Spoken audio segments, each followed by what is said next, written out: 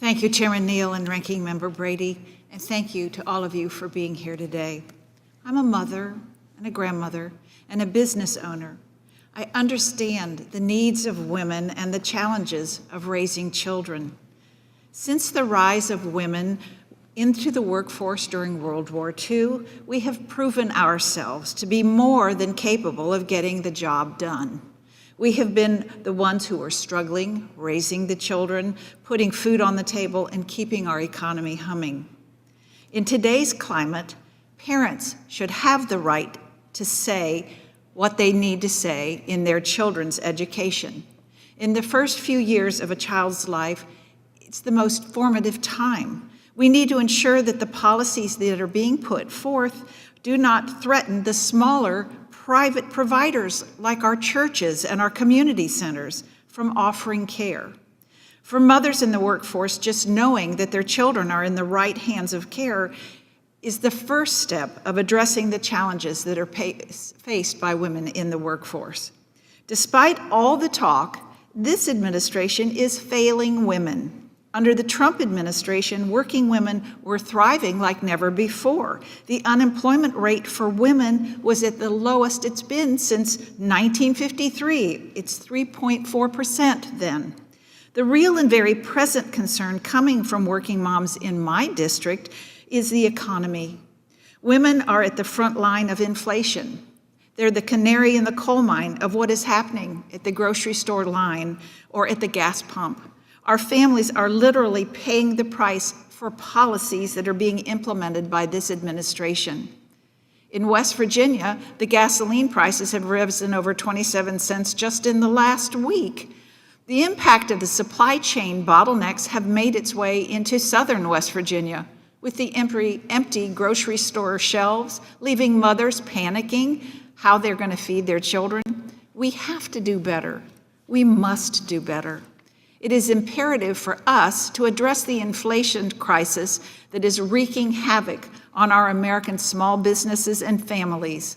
Our workforce and the women in it flourish when our U.S. economy succeeds. Ms. Huey, a key goal of Republican tax reform in 2017 was to reduce the tax burden on small businesses like yours. Our colleagues on the other side are trying to enact a $400 billion tax hikes on small businesses. Do you think your business is paying too little in federal taxes?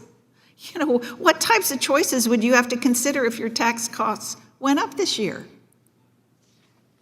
Yes, ma'am, Ms. Miller. The cost of housing would go up dramatically if the taxes were increased on small businesses. You know, and my husband has a small business. He has about less than 20 employees. 75% of those employees, I believe, are single, single females or moms, working moms. He gives them, and in the 30 years he's been in business, he has paid for 100% of their health care. He gives them time off. He allows them to bring their children to work when they don't have daycare or school's out or for some reason. The benefits that he gives to employees, I think, if there were taxes imposed on his small business, would hurt his employees dramatically in his business. And he does this because he wants to. No one is mandating how he handles his employees. You all have been very involved with Habitat for Humanity. Can you speak to how the rising building material costs and the supply chain bottlenecks are affecting your volunteer work? Yes, ma'am. I spoke about that a little earlier, that the last 3 years in the Habitat Blitz that I participate in, there's about 10 or 12 builders in Birmingham that'll build a house in a week with Habitat.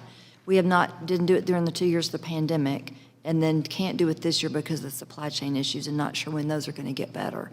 And that's at least the majority of those homeowners that I've worked with have been single moms. That's 30 women just in the Birmingham area who have been pushed out of the housing market because of the supply chain issues. And those homes are so appreciated.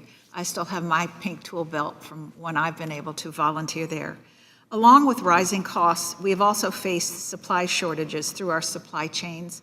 How has the building material shortage affected your customers?